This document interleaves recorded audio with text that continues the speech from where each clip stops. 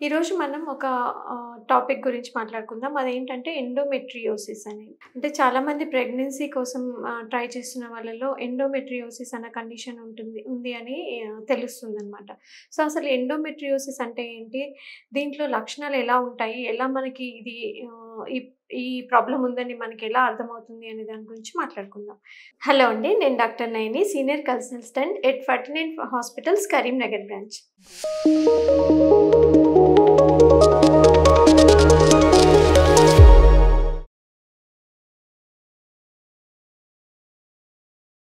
So, endometriosis అంటే ఏంటి అంటే, ఇప్పుడు నార్మల్‌గా గర్భసంచి యొక్క ఇన్నర్ లైనింగ్‌ని ఎండోమెట్రియం అంటారనమాట. అంటే ప్రతి నెల మనకి ఈ బ్లీడింగ్ రూపంలో ఈ లేయర్ అనేది వస్తుందనమాట పీరియడ్స్ టైంలో. సో, ఈ లేయర్ అంటే ఈ గర్భసంచి లోపల పెరిగే ఈ లేయర్‌లో ఉన్న కణాలనేటివి మనకి ఈ గర్భసంచి లోపల కాకుండా మనకి కొంతమందిలో ఈ గర్భసంచి మధ్య భాగంలో లేకంటే ఈ ట్యూబ్స్ పైన, ఫలోపియన్ ట్యూబ్స్ పైన, అండాశయాల పైన, గర్భసంచి వెనకాల, ఈ పొట్టలో అంతా ఈ టిష్యూ అంతా పెరిగినప్పుడు దాన్ని మనం ఎండోమెట్రియోసిస్ అని అంటారనమాట. సో, అలా ఈ కణాలనేటివి ఎండోమెట్రియం అంటే గర్భసంచి లోపల కాకుండా బయట పెరిగినప్పుడు ఏమవుతుంది అనంటే, నార్మల్‌గా పీరియడ్స్ టైంలో ఏమవుతుంది, ఈ గర్భసంచి లైనింగ్ అనేది బ్లీడింగ్ రూమ్‌లో బయటకొచ్చేస్తుంది. ఆ తర్వాత మళ్ళీ 10, 15 రోజులకి మనకి ఆ లేయర్ అనేది హార్మోన్ ప్రభావంతోని డెవలప్ అయితుంది. సో, ఆ మంత్‌లో గనుక మనకి పిండం ఏర్పడి ప్రెగ్నెన్సీ వచ్చేటట్టయితే, ఆ తయారైన పిండం అతుక్కోవడానికి ఆ లేయర్ అనేది బేబీకి బెడ్‌లాగా తయారవుతుంది. సో, ఒకవేళ ఆ మంత్‌లో కన్సెప్షన్ అవ్వలేదు అనుకోండి, మళ్ళీ అది పీరియడ్ రూపంలో బయటికెళ్ళిపోతుంది నెక్స్ట్ మంత్. సో, అలా మనకి ఈ గర్భసంచి లైనింగ్ అనేది బయటికెళ్ళడానికి దారి అనేది ఉంటుంది. కానీ అది ఎవరికైతే ఈ టిష్యూ అనేది అక్కడ కాకుండా బయట పెరిగినట్టయితే అది సేమ్ హార్మోన్ ప్రభావం వల్ల సేమ్ ఎప్పుడైతే మనకి బ్లీడింగ్ అవుతుందో ఇక్కడ కూడా ఆ మిగతా ప్లేస్‌లలో కూడా బ్లీడింగ్ అవుతా ఉంటదనమాట. కానీ అది బయటికెళ్ళడానికి దారి అనేది ఉండదు. సో, ఇలాంటి వాళ్ళలో ఎలాంటి లక్షణాలు ఉంటాయంటే కామన్‌గా వచ్చేసి వీళ్ళలో సివియర్ పెయిన్ ఉంటుంది పీరియడ్ సమయంలో. అంటే సివియర్ డిస్మెనూరియా ఉంటుందన్నట్టు. అండ్ ఈ పెయిన్ అనేది ఎంత తీవ్రంగా ఉంటుందంటే వాళ్ళకి పీరియడ్ వచ్చే ముందు నుంచే ఈ పెయిన్ స్టార్ట్ అవుతుందనమాట. అండ్ ఈవెన్ పీరియడ్ టైంలో అంతా నొప్పి చాలా ఉంటుంది. అండ్ పీరియడ్ ఆగిపోయిన తర్వాత కూడా ఈ నొప్పి అనేది కంటిన్యూ అవ్వచ్చు కొంతమందిలో. అండ్ ఇంకొక ముఖ్యమైన లక్షణం ఏంటి అంటే ఇంటర్‌కోర్స్ టైంలో చాలా పెయిన్ రావడం అనమాట. దీన్ని డిస్పర్యూనియా అని అంటారు. సో, ఇలా భార్యాభర్తలు కలిసిన టైంలో పెయిన్ రావడము, తర్వాత లో బ్యాక్ పెయిన్ లోవర్ అబ్డమెన్ చాలా సివియర్‌గా ఉంటుందనమాట వీళ్ళలో.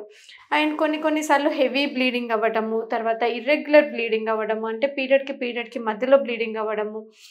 తర్వాత కొంతమందిలో ఆ టిష్యూ అనేది ఒక్కొక్కసారి మనకి పొట్ట లోపల ఇంటెస్టైన్స్ పైన కూడా పెరగడం జరుగుతుంది. లేకపోతే గర్భసంచి ముందు యూరినరీ బ్లాడర్ ఉంటుంది. అక్కడ కూడా పెరగడం జరుగుతుంది. అలా పెరిగినప్పుడు ఏమవుతుందంటే వీళ్ళలో యూరిన్ పాస్ చేసినప్పుడు నొప్పి రావటము, తర్వాత మోషన్ ఎళ్ళినప్పుడు నొప్పి రావటము, ఒక్కొక్కసారి కాన్‌స్టిపేషన్, డయేరియా ఇలాంటి ప్రాబ్లమ్స్ కూడా ఉండొచ్చనమాట.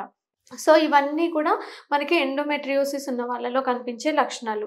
అయితే ఈ లక్షణాలన్నీ ప్రతి ఒక్కరిలో తప్పనిసరిగా ఉంటాయని చెప్పలేము. ఎందుకంటే ఈ ప్రాబ్లమ్ అనేది మనకి అందరిలో తీవ్రంగా ఉండదనమాట. కొంతమందిలో మైల్డ్ స్టేజ్‌లో ఉంటుంది. కొంతమందిలో చాలా సివియర్‌గా ఉంటుంది. సో, అది మైల్డ్‌గా తక్కువ ప్రాబ్లమ్ ఉన్నప్పుడు ఏ లక్షణాలు ఉండకపోవచ్చనమాట.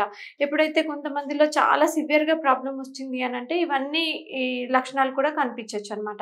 సో, మెయిన్‌గా మనకి దీని డయాగ్నోసిస్ అంటే ఇది ఎండోమెట్రియోసిస్ ఉన్న ప్రాబ్లమ్ ఎట్లా ఉంది అని తెలుసుకోవాలి అనంటే, ఫస్ట్ మనం హిస్టరీలో మనకి ఎవరైతే ఇలా మాకు పీరియడ్ టైంలో చాలా నొప్పిగా ఉంది అన్నప్పుడు మనం ఒక ఆలోచన వస్తుంది. అరే! వీళ్ళకి ఏమైనా ఎండోమెట్రియోసిస్ అనే ప్రాబ్లమ్ ఉందేమో అని.